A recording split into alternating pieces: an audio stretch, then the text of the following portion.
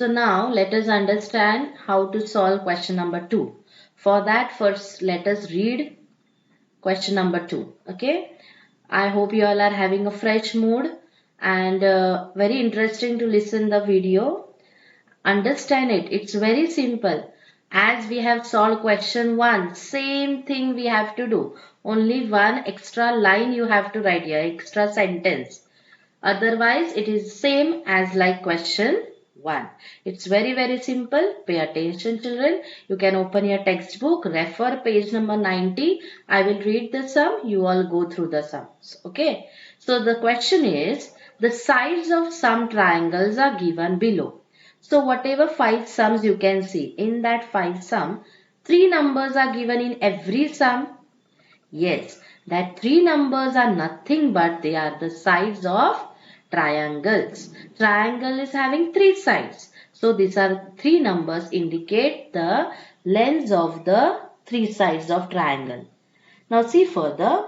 Find out which ones are right angled triangles. So from this 5 you have to find out which are the right angled triangles. Now we have already learned something related to right angled triangles. See up in the textbook.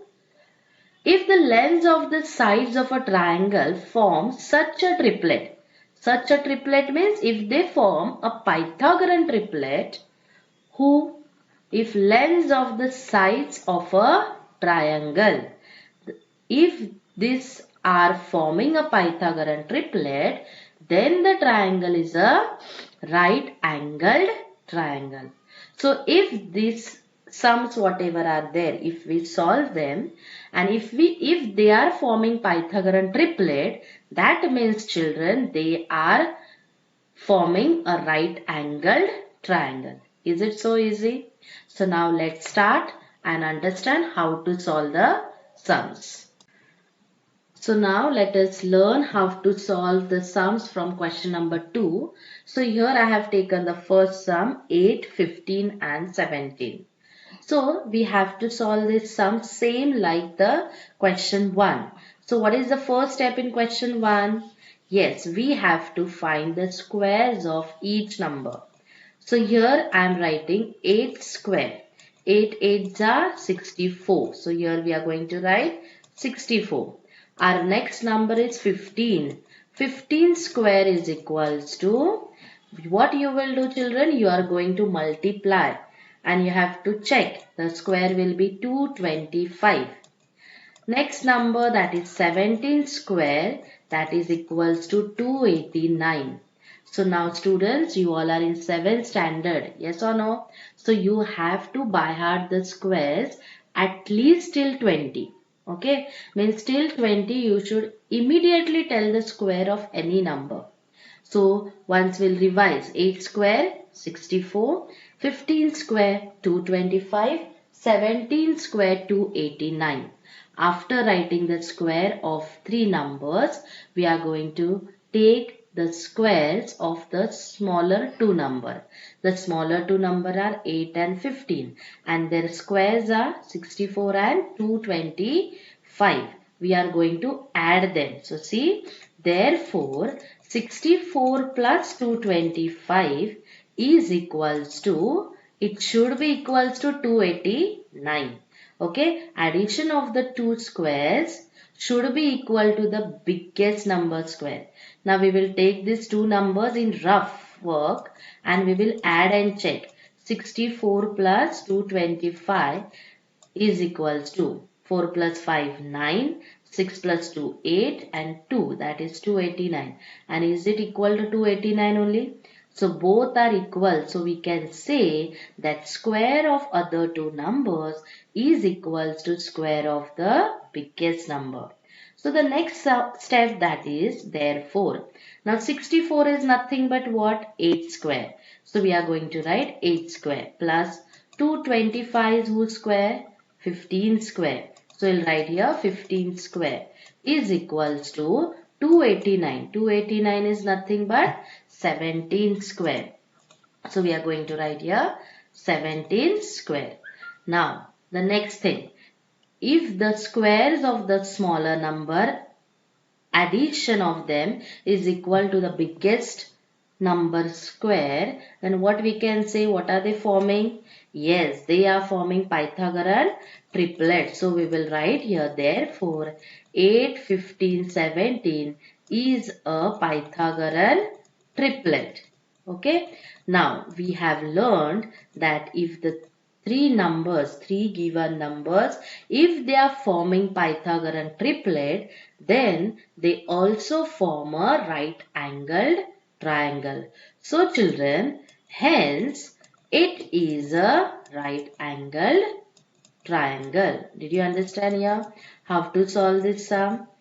Yeah, so now take a screenshot and complete the sum neatly in your CW. This addition no need to do, other all things write in good handwriting in your CW. So now we will solve the next sum. In textbook, this is the third sum. I have taken it as second sum. So see 11, 60 and 61. In the first step, I am going to solve and find out their squares. Okay. So 11 square is equals to 121. Yeah. Next 60 square. 6 square is 36 and 1 0 you will double it. That means 2 zeros. 61 square is equals to 3721. That is 3721. Multiply in the rough work and get the square of 61. Okay. Now further we are going to write 121 plus 3600 should be equal to 3721. Now if we will see this addition in the rough work, is it 3721? Which is equal to the square of the biggest number. So we can say, therefore 11 square plus 60 square is equals to 61 square. And if it is equal, that means therefore 11, 60, 61 is a Pythagorean triplet. And if it is forming a Pythagorean triplet, then we can say, hence it is a right angled triangle. Okay. So here we have solved our next sum. I hope you have understood it. Take the screenshot and complete the sum in good handwriting in the CW. So here I have taken the fourth sum and we are going to solve it as third sum. So the question is 1.5, 1.6 and 1.7. So we are first going to find the square of this each number. No need to get confused because you will think there is a point, so it's very difficult. No, it's very easy. See, first 1.5 square. Now students, just neglect the point. Then what is the number? Yes, if we neglect this point, then the number is 15. So 15 square, do you all know? Yeah, 15 square is 225. So I'll write here is equals to 225. Yeah, now see here. Now just look here. 1.5 multiplied by 1.5. Now see here. After points, how many places are there? 1 and 2. 2 places are there. Yes or no? So students, what will you do? After 2 places, you will give points. See, I'll show you. Now 225. Yes. So leave 2 places. 1, 2 and give a point. So answer will be 2.25. Did you all understand? Yes. Now same way we will solve the next one. 1.6 square. Just neglect point. What it will be? 16. Yes, I have told you to by heart the squares. So 16 square is what? 256. So children, here we are going to write 256. Now point. After 2 places it will be. I have explained you just now. 1.6 into 1.6. So after point 2 places, so we will count 2 places from units place. 1, 2. And then we will give a point. So it is 2.56. Now the next 1.7 square. So Neglect the point, number is 17. We already know the 17 square. Yes, what is that? 289. So I'll write here 289. Leaving two places, we will give a point, that is 2.89. So now we have got the squares of each number. Yes or no? So now we will write, see what we are going to write here. Therefore, 2.25 plus 2.56 is equals to, it should be 2.89. Means addition of smaller numbers, that is 1.5 and 1.6 are smaller compared to 1.7, isn't it? So we'll write here 2.25 plus 2.56 should be equal to 2.89. Okay, so in the rough work now I am going to add the numbers 2.25 plus 2.56. 5 plus 6, 11. 5 plus 2, 7. 7 plus 1, 8.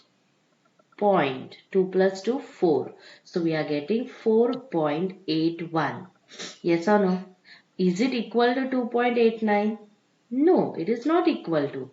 So see, this is addition is not needed. Okay. So we will erase it. You have to do it in your rough work. So we can say it is not equal to. Yeah. So what we will write here? Not equal to sign. Okay. Therefore what we can say, students? 1.5 square plus 1.6 square is not equal to 1.7 square. Yes, if it is not equal to, students, then it will not form a Pythagorean triplet. Yes or no? So we can write therefore 1.5, 1.6 and 1.7 is not a Pythagorean triplet. Yes, and if it is not forming a Pythagorean triplet, hence it is. So students, I hope you have understood this sum.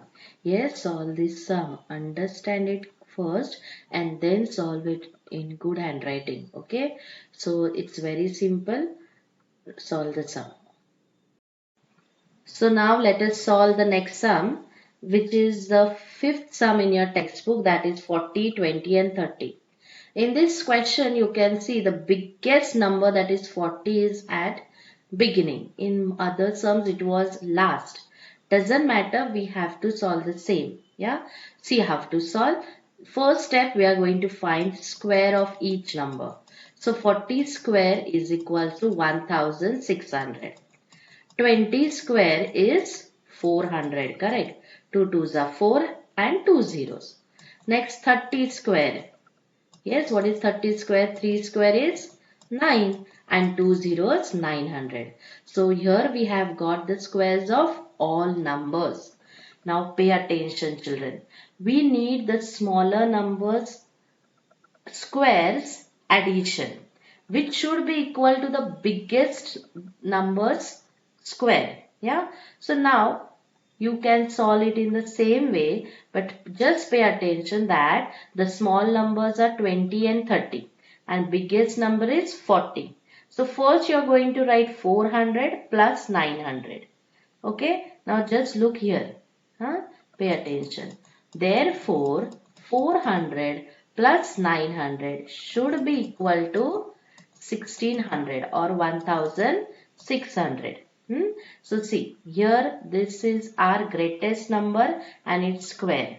Now just add 400 plus 900.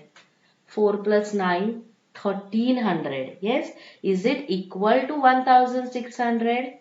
No, it is not equal. So therefore 400 is nothing but it is square of 20. Pay attention, children. 20 square plus 900. 900 is square of 30. So we are going to write 30 square is equals to 1600. It is square of 40. So we are going to write 40 square. Now is this square equal? No. So we are going to write there not equal. Okay.